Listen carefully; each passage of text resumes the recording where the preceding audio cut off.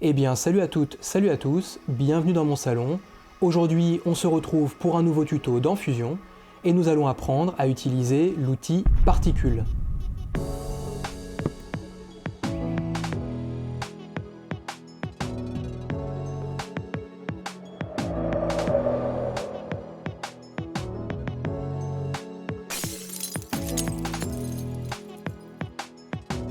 Alors on se retrouve aujourd'hui pour la deuxième partie du tuto sur les particules et cette fois-ci nous allons travailler avec un clip vidéo. Donc la technique est vraiment similaire à celle utilisée pour désintégrer une image, un texte ou un logo. Cependant, lorsque l'on désintègre un élément dans une vidéo, l'élément ne disparaît pas. Il va donc falloir ajouter des nœuds supplémentaires pour faire disparaître notre élément qui sera converti en particules. Donc comme d'habitude, j'ai commencé par paramétrer mon projet. Ici, le clip vidéo que je vais utiliser est en 25 images par seconde. J'ai donc paramétré mon projet avec la même fréquence d'image. Donc on se rappelle qu'il faut toujours paramétrer son projet avant d'importer ses clips dans sa timeline. Donc si je vais en bas à droite sur la petite roue crantée, eh bien je vois tout simplement que j'ai bien une fréquence d'image qui est à 25. Donc avant de commencer la manipulation dans Fusion, je vais t'expliquer un peu les différentes étapes que nous allons suivre. Donc là nous avons un clip qui est un clip vidéo avec un fond vert. Donc au début je voulais retirer le fond vert, sauf que je me suis rendu compte que mon PC n'était pas assez puissant pour en même temps enregistrer mon écran avec OBS,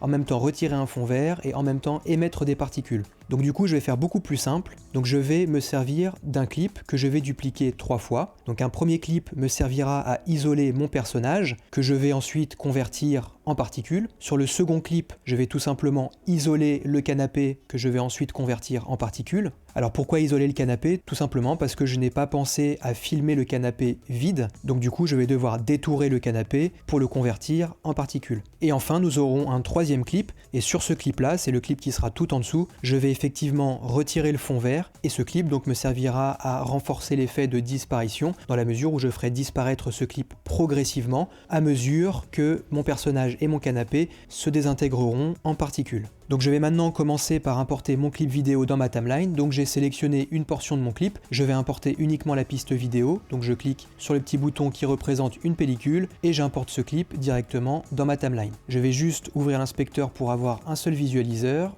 Voilà. Je vais maintenant dupliquer ce clip 3 fois. Donc je clique sur le clip qui est ici, je maintiens la touche Alt enfoncée et je fais glisser vers le haut. Je vais reproduire cette manipulation une deuxième fois pour copier le clip une nouvelle fois. Donc une fois que j'ai fait ça, je vais convertir mes clips en composition Fusion. Donc je vais les convertir séparément. Donc je prends mon premier clip, je fais un clic droit dessus et je clique sur Nouveau plan Fusion. Je vais faire comme ça pour le clip qui est juste en dessous et je vais faire comme ça pour le clip qui est tout en bas.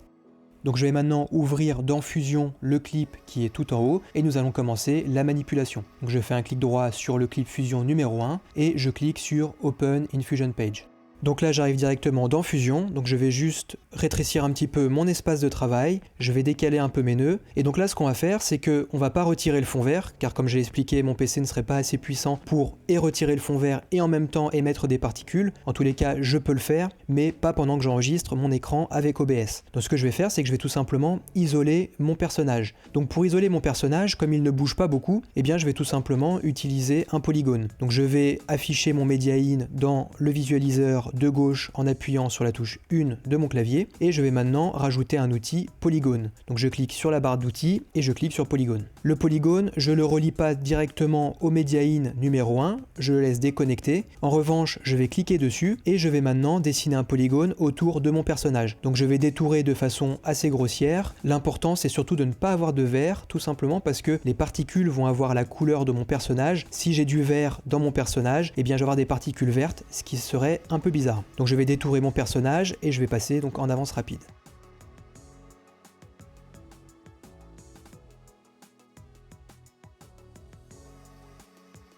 Donc j'ai terminé de détourer mon personnage, et bien maintenant tout ce que j'ai à faire c'est relier mon polygone à mon Media In numéro 1.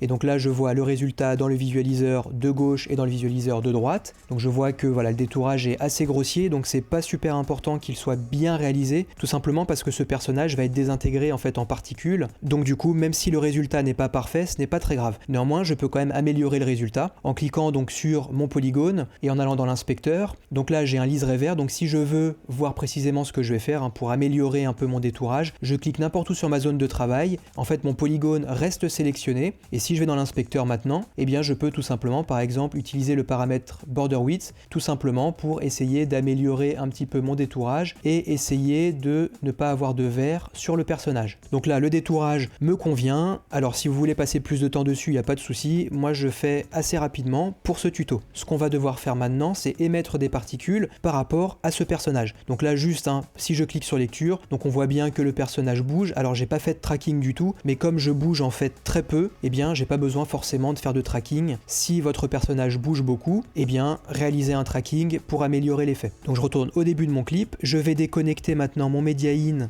numéro 1 et mon media out et je vais donc cliquer sur mon outil P-Emitter qui va me permettre donc d'émettre des particules. Donc je clique dessus, il s'ajoute dans mon workflow. Dans la foulée, je vais cliquer sur l'outil P-Render donc qui me permet de faire mon rendu de particules. Donc c'est impératif de le rajouter à la composition, sinon je ne peux pas en fait relier mes éléments à mon media out. Donc maintenant que je suis sur mon P-Render, je vais aller dans l'inspecteur, je vais changer quelques paramètres. Donc l'output mode, il est sur 3D. Ici on va travailler dans un environnement 2D, donc je clique sur 2D et je vais également cliquer sur ce paramètre qui est juste ici, qui me permet en fait d'arrêter le calcul des particules lorsque les particules ne sont plus affichées à l'écran. Donc ce qui va me permettre d'avoir un gain de performance. Une fois que j'ai fait ça, je vais retourner donc sur mon P-Emitter et je vois que pour le moment je ne peux pas relier en fait ma vidéo à mon P-Emitter. Et bien tout simplement je clique sur mon P-Emitter, je vais dans l'inspecteur. Et dans l'inspecteur, eh bien, je vais tout simplement cliquer sur l'onglet Region. Et là, au niveau du paramètre Région, eh bien, je vais changer et je vais sélectionner Bitmap. Si on retourne dans l'espace de travail, on voit que maintenant on a un petit triangle jaune qui est apparu. Et ce petit triangle jaune va me permettre de relier mon Media In numéro 1 à mon P-Emitter. Je peux maintenant relier mon P-Render à mon Media Out. Le résultat s'affiche dans le visualiseur de droite. Pour le moment, on ne voit pas grand chose, c'est normal, il faut paramétrer le P-Emitter. Donc je vais cliquer sur mon P-Emitter, je retourne dans l'inspecteur et là je vais aller dans l'onglet Style, je clique dessus et je vais changer le style. Actuellement nous sommes sur point, et bien je vais utiliser le paramètre Blob. Le paramètre Blob donc me permet en fait de contrôler la taille de mes particules. Donc je vais aller dans Size Control et je vais augmenter la taille donc pour mettre à 0,5. Je vais ensuite changer le paramètre Size Over Life, donc je veux que les particules soient vraiment assez grosses au début de l'animation et que vers la fin elles conservent quand même une taille intéressante, donc je vais le paramétrer comme ceci. Donc maintenant je vais me rendre dans l'onglet Contrôle de mon P-Emitter, donc je clique dessus et donc là je vais modifier la couleur de mes particules. Donc dans le sous-onglet Emitter, j'ai une option Color. Et bien cette option Color, je vais la modifier et je vais cliquer sur Use Color from Region. Ce que ça va faire tout simplement, c'est que les particules auront la couleur de l'endroit d'où elles sont émises. Donc là on voit par exemple que cette particule est émise à partir de mon visage, cette particule a donc la couleur de mon visage. Les deux particules qui sont ici, donc on les voit pas très bien mais elles sont plutôt sombres, et bien elles sont émises à partir de mon switch. Donc maintenant je vais modifier le paramètre Number parce que là on voit pas beaucoup de particules et je vais le positionner par exemple à 700. Donc là on peut constater qu'on a quand même beaucoup plus de particules et ce qu'on va faire maintenant c'est qu'on va les animer. Donc pour animer les particules on va utiliser l'onglet Velocity. Donc je suis toujours sur mon P-Emitter, je vais dans l'inspecteur, j'ouvre l'onglet Velocity et là je vais tout simplement modifier le paramètre de vélocité. Donc je peux le positionner selon ce que je veux faire. Donc là par exemple je l'ai positionné sur 0.173. Si je fais lecture, eh bien je vois voilà, que les particules vont vers la droite. Mais on peut constater en fait que le personnage ne disparaît pas. Donc c'est pour ça qu'on va devoir rajouter après un nœud pour faire disparaître ces particules. Donc là les particules vont vers la droite. Moi je veux qu'elles aillent vers le haut. Donc on se rappelle, c'est comme dans le tuto précédent. On va changer le paramètre angle. Donc je suis bien toujours sur le P-Emitter. Je suis dans l'inspecteur, dans l'onglet Velocity. Et au niveau du paramètre angle, eh bien je vais tout simplement paramétrer 90 degrés. Si je clique sur lecture, eh bien on voit tout simplement donc que mes particules vont bien vers le haut. Maintenant je vais introduire le paramètre angle variance qui va me permettre de faire varier l'angle de mes particules. Donc moi je veux que ça parte en forme de cône, donc je vais régler mon angle variance par exemple sur 62,6, ce qui me paraît pas mal. Voilà, 67 également, on va laisser sur le paramètre donc 67,8. Donc je suis retourné au début de mon clip, si je clique sur lecture,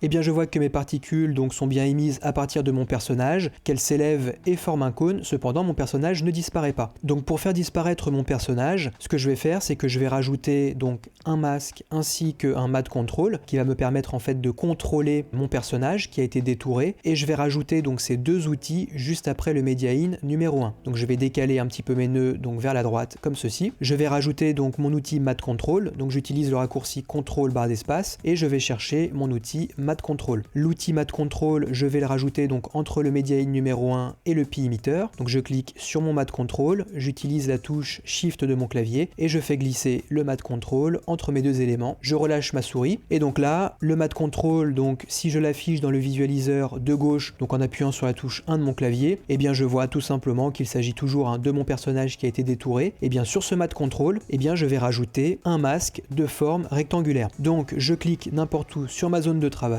je vais dans ma barre d'outils qui est juste en haut, je clique sur rectangle et ce rectangle, eh bien je vais le connecter à l'entrée garbage matte de mon matte control. Donc l'entrée garbage matte, c'est l'entrée qui est en bas à droite, donc le petit triangle gris, et c'est également indiqué donc en bas à gauche garbage matte. Donc mon rectangle est connecté à mon garbage matte, là je vois le résultat. Ce que je vais faire, c'est que je vais dézoomer un peu dans mon visualiseur de gauche, donc avec le raccourci contrôle et la molette de la souris. Là ce que je vais faire, c'est que je vais agrandir mon rectangle en largeur et également en hauteur, et ce que je vais faire c'est que je vais maintenant animer mon rectangle. Donc ce que je vais faire avec mon rectangle, c'est qu'au début de mon animation, eh bien mon rectangle sera positionné comme ceci. À la fin de mon animation, donc je vais choisir par exemple d'effacer complètement mon personnage à partir de l'image 100 par exemple, eh bien mon rectangle sera complètement en fait ici, et donc ce qui fait que la majorité de mon personnage aura disparu en particules et l'effet sera complètement réalisé. Donc je vais tout de suite paramétrer mon rectangle. Donc je vais au début de mon clip, je positionne mon rectangle en dessous, je clique sur rectangle dans ma composition fusion, je vais dans l'inspecteur et je vais cliquer sur le petit losange ici donc pour créer un keyframe. Je crée mon keyframe juste là, je vais par exemple à l'image 120 et maintenant je vais déplacer donc mon rectangle afin qu'il cache complètement mon personnage. Donc là le rendu est en train de se faire dans Fusion, on va attendre que le rendu se termine, voilà. Donc maintenant si je vais au début de mon animation et que je clique sur lecture, eh bien je vois que mon personnage donc se désintègre en particules et disparaît progressivement. Donc le résultat me convient, on va pouvoir maintenant passer à la suite, donc à la désintégration du canapé. Donc je retourne dans l'onglet montage, donc là le rendu doit se faire pour le clip Fusion numéro 1, donc je vais attendre que le rendu se fasse avant de passer au clip numéro 2. Donc le rendu est terminé, si je clique sur lecture, donc on voit donc le début de notre animation, donc on a toujours un autre personnage qui est présent à l'image, mais on voit bien donc la partie donc du personnage qui va se désintégrer en particules. Je vais maintenant travailler donc sur mon canapé, donc je vais sur le clip Fusion numéro 2, je fais un clic droit dessus et je clique sur Open in Fusion Page. Donc là je suis de nouveau dans Fusion, ce que je vais faire maintenant c'est que je vais récupérer donc seulement mon canapé. Donc je vais juste agrandir un petit peu mes visualiseurs, je vais décaler un petit peu mes nœuds pour avoir un peu plus de place, et comme tout à l'heure je vais rajouter un outil polygone. Donc je vais cliquer sur l'outil polygone, je vais afficher mon media in numéro 1 dans le visualiseur de gauche en appuyant sur la touche 1 de mon clavier, et je vais maintenant détourer mon canapé. Donc comme tout à l'heure, je vais le faire en avance rapide et je vais le faire assez rapidement.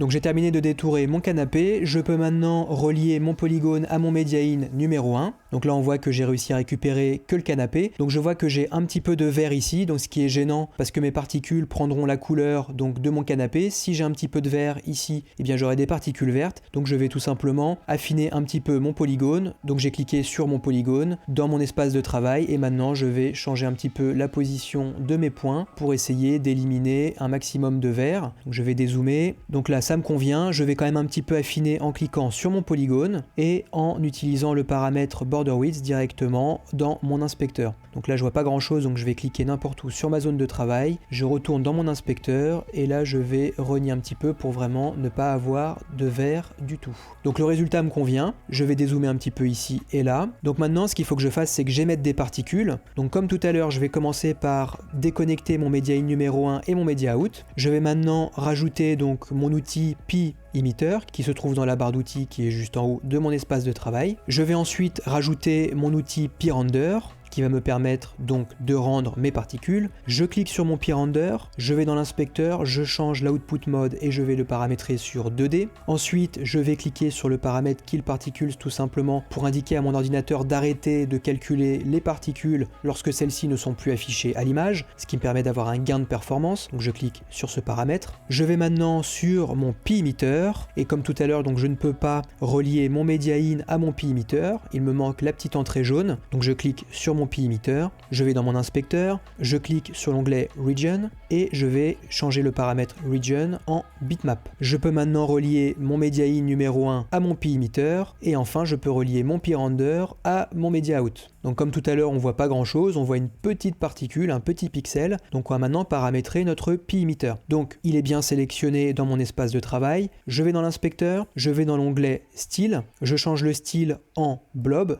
donc je clique dessus, je clique sur Blob, je vais maintenant dans l'onglet Size Controls, je vais augmenter la taille de mes particules, je vais mettre à 0,5, je vais également changer le paramètre Size Over Life, donc au début de l'émission de mes particules je veux qu'elles soient grosses et je veux qu'à la fin également elles aient une certaine taille. Je vais maintenant dans l'onglet Controls de mon Pi Emitter, je clique dessus, je vais mettre un nombre de particules à 700, donc je double-clique sur la zone de saisie qui est ici et je vais rentrer le paramètre 700. Maintenant, je veux que mes particules aient la couleur de l'endroit d'où elles sont émises, donc je vais dans le paramètre Color, je sélectionne Use Color from Region. Et donc là, on peut voir que mes particules prennent la couleur de la zone d'où elles sont émises. Je vais maintenant animer les particules. Pour les animer, je vais toujours dans mon inspecteur, dans l'onglet Velocity. Donc au niveau du paramètre Velocity, donc je vais le mettre par exemple aux alentours de 0,118. Donc là, si je clique sur lecture, je vois un résultat en temps réel. Ça me convient. Je vais maintenant changer l'angle. Donc je vais juste cliquer sur lecture pour qu'on voit les modifications en temps réel. Donc je clique sur lecture. Je vais changer un peu l'angle. Donc je veux que mon canapé parte vers le haut. Donc je fais un angle de 90 degrés. Je veux introduire également un peu d'angle variance. Donc là je veux par exemple que ça parte en demi-sphère. Donc je vais mettre 180. Donc là on voit ce que ça donne dans le visualiseur de droite. Donc si le résultat me convient, eh bien je peux laisser comme ça. Et je vais maintenant rajouter donc mon outil Matte Control et un outil Mask pour faire disparaître mon canapé de façon progressive. Donc je vais faire un petit peu de place dans ma zone de travail, juste ici, et là je vais rechercher mon outil Matte Control. Donc j'utilise le raccourci clavier CTRL barre d'espace, je cherche Matte Control, je l'ajoute, je le fais glisser entre mon Media In et mon Pi Emitter. Donc je clique dessus, je maintiens la touche Shift de mon clavier appuyé et je fais glisser le Matte Control entre les deux nœuds. Je vais maintenant rajouter mon rectangle, donc je clique ici sur l'outil rectangle et le rectangle, je le relie à l'entrée Garbage Matte de mon Matte Control. Donc le rectangle est relié à l'entrée Garbage Matte de mon Matte Control. Je vais maintenant redimensionner donc mon rectangle, donc je l'agrandis comme ceci, je vais également l'agrandir en hauteur, je vais au début de mon clip, là je vais positionner mon rectangle donc tout en bas, et donc comme tout à l'heure je vais créer des keyframes. Donc au début de mon clip, je veux que mon rectangle soit ici, donc je clique sur mon rectangle est bien positionné, je vais dans mon inspecteur et je clique sur le petit losange qui est ici, qui va me permettre de créer un keyframe. Je vais ensuite à l'image par exemple 120, voilà. Et je vais maintenant repositionner donc mon rectangle pour qu'il cache l'intégralité de mon image. Donc là, l'image est en train d'être calculée par fusion. Donc on va voir si effectivement tout disparaît. Donc oui, tout a disparu. Si je vais au début de mon clip et que je clique maintenant sur lecture, eh bien tout simplement on voit mon canapé qui se désintègre en particules et qui disparaît au fur et à mesure. Donc si ça me convient, je peux laisser comme ça, sinon je peux continuer à travailler sur mon animation, je peux également retravailler sur mes particules, je peux travailler sur la vitesse, je peux travailler sur énormément de paramètres, mais le résultat me convient, donc je vais laisser comme ça et on va retourner dans l'onglet montage pour poursuivre ce tuto. Donc on est de retour dans l'onglet montage, donc là on va attendre que le rendu se fasse et on va regarder rapidement le résultat. Donc le rendu est terminé, je vais aller au début de mon clip et je vais cliquer sur lecture pour voir donc le premier résultat.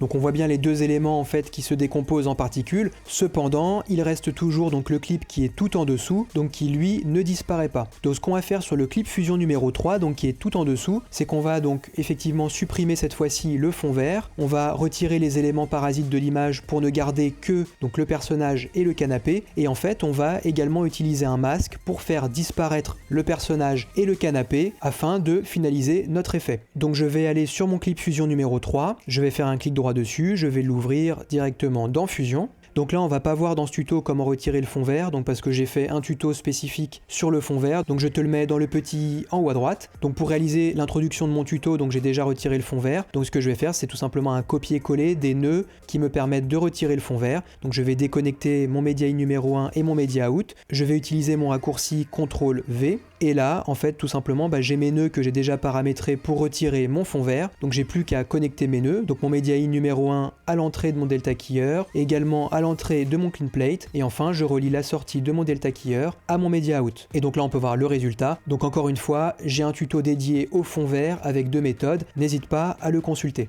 Donc une fois qu'on a fait ça, eh bien ce qu'on va devoir faire, eh bien c'est tout simplement effacer le personnage et le canapé grâce à un outil Matte Control et à un masque qui sera relié à mon Matte Control. Je vais utiliser le raccourci CTRL barre d'espace, je vais chercher donc l'outil Matte Control, donc je l'ajoute, je vais le relier entre la sortie de mon delta keyer et l'entrée de mon media out, donc je clique dessus, j'utilise le raccourci Shift et je fais glisser mon Matte Control entre mes deux outils. Et maintenant je vais rajouter mon rectangle. Donc là il y a plusieurs techniques. Donc j'ai vu sur internet que certains utilisent l'outil polygone pour dessiner une sorte de polygone pour faire en fait des bords qui soient irréguliers. Donc moi ce que je vais faire c'est que je vais utiliser l'outil rectangle. Donc je vais cliquer en haut sur la barre d'outils rectangle. Je vais relier mon rectangle à l'entrée garbage matte de mon Matte Control. Je relâche ma souris et maintenant donc on va redimensionner notre rectangle et on va également l'animer. Donc je vais réduire un petit peu ma zone de travail. Je vais dézoomer dans mes visualiseurs. Je prends mon rectangle. Ce que je fais, c'est que je vais l'étirer donc au niveau de la largeur. Je vais également l'agrandir au niveau de la hauteur. Et là, je vais le positionner vers le bas. Donc ce que je vais faire pour avoir une transition qui soit un peu plus agréable, c'est que je vais introduire un petit peu de soft edge au niveau de mon rectangle. Donc pour vous montrer ce que ça donne, je vais repositionner mon rectangle temporairement ici. Maintenant, je vais dans l'inspecteur. Et si j'utilise l'option soft edge et que j'augmente un petit peu ce paramètre, eh bien on peut voir tout simplement dans le visualiseur que j'introduis en fait un petit peu de soft, donc je vais le paramétrer comme ceci. Je retourne dans ma composition, je vais mettre mon rectangle tout en dessous comme ceci, je retourne dans mon inspecteur et je vais créer un keyframe, donc au niveau de mon rectangle. Donc j'ai cliqué sur mon rectangle,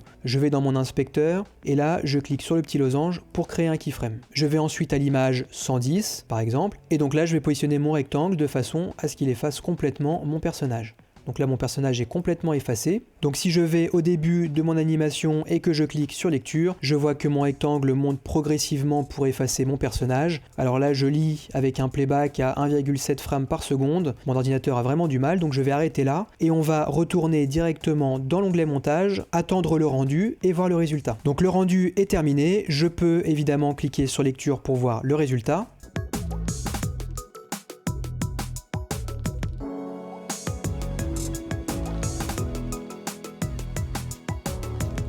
Donc là notre effet est réalisé, donc on peut voir que le fond est noir. Alors en fait il n'est pas noir, il est juste transparent. Donc si je veux rajouter par exemple une couleur ou une image, eh bien je vais sélectionner tous les clips fusion, je vais les remonter pour laisser donc une piste vide juste en dessous. Je vais ensuite cliquer donc dans ma boîte à outils sur l'onglet générateur. Là je vais sélectionner couleur opaque, donc je vais prendre l'outil couleur opaque et je vais le glisser en dessous de mes clips fusion. Je vais l'étirer pour qu'il fasse toute la durée de mon animation et là en cliquant dessus, donc sur l'outil couleur opaque et en allant dans l'inspecteur, eh bien je peux changer la couleur et par exemple sélectionner la couleur blanche. Je clique sur OK et donc là on peut voir maintenant que le fond est blanc. Donc voilà, vous pouvez mettre une image, vous pouvez mettre une couleur, vous pouvez mettre ce que vous voulez. Pour terminer, je peux également améliorer mon effet. Donc là je vois qu'au début de mon clip, j'ai déjà des particules qui apparaissent. Moi ce que je veux, c'est ne pas avoir de particules. Et bien ce que je peux faire, c'est rajouter en fait un bout de clip ici dans lequel je n'ai pas de particules. Donc ce que je vais faire, c'est que je vais décaler un petit peu mes clips comme ceci pour rajouter un morceau de clip dans lequel il n'y ait pas de particules. Donc pour ajouter un morceau de clip, je vais dans la bibliothèque de médias, je vais ouvrir donc mon clip qui est juste ici, je vais récupérer la portion de clip en faisant un glisser-déposer dans ma timeline, et là donc je me retrouve en fait avec une portion de clip qui est exactement la même que celle qu'on a utilisée pour les clips Fusion. Moi ce que je veux c'est récupérer en fait un petit peu des images qui sont avant, donc je vais positionner ma tête de lecture au début du clip, je vais étirer le clip vers la gauche, je vais réduire le clip comme cela. Donc je vais maintenant faire un glisser-déposer de mon clip juste ici, je vais l'étirer un petit peu vers la gauche pour qu'il ait la bonne taille, et donc maintenant sur ce clip évidemment il faut que je retire aussi le fond vert. Donc je vais faire un clic droit sur cette portion de clip, je vais convertir ce clip en nouveau plan Fusion, et ce que je vais faire tout simplement c'est que je vais copier les nœuds qui me servent à retirer mon fond vert. Donc je fais un clic droit sur le clip, je l'ouvre dans la page Fusion, je vais retourner dans l'onglet montage, on va attendre que le rendu se fasse et on va regarder enfin le résultat définitif. Donc le rendu est terminé, je peux maintenant cliquer sur lecture pour voir le résultat.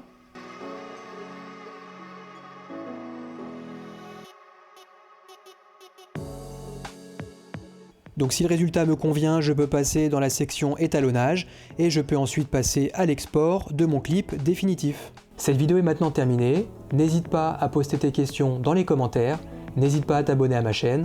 En tous les cas, je te dis à bientôt pour un prochain tuto. Ciao!